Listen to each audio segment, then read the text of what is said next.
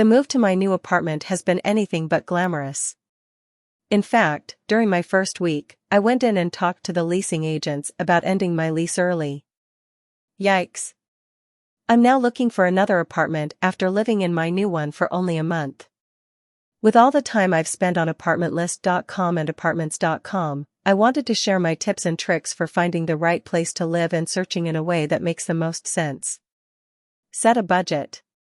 This is arguably the most crucial point, because this is the constant for every place you'll look at. You need to make sure that you set a budget and that you stick to it. Set one for yourself and, if you have a roommate, find out what their budget is, as well. The way to figure this out is different for everyone, but it's most often recommended that you spend 30 to 40% of your income on rent. I'd also advise a budget and then a hard cap on that budget. For example, say you want to spend 30% of your income on rent, but you can afford to do 40%. Make that 40% your hard cap and don't look at anything above that. It's easy to tempt yourself with places that are much more expensive than what you're looking for. The renting process is hard, don't make it any more difficult on yourself than it needs to be. Pick an area. Location, location, location. This is a hard focus when it comes to online searching. Some sites like apartments.com have a feature where you can draw the area you want to look at. If you have a specific city, that's the most helpful. However, make sure you consider suburban areas that lie outside the city, if applicable.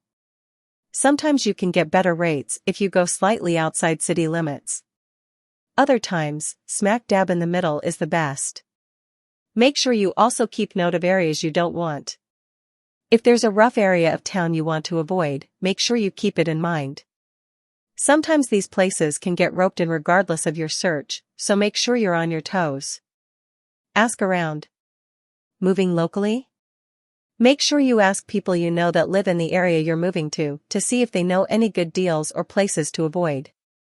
Sometimes getting info from a real person instead of the internet is the best case scenario. In my search, I've been told to steer clear of certain neighborhoods, suburbs, and streets, and it has helped me narrow down my results tremendously. You can also find out good deals this way or get a recommendation from someone living in the complex you're looking at. Personal recommendations will be your hidden power in all this.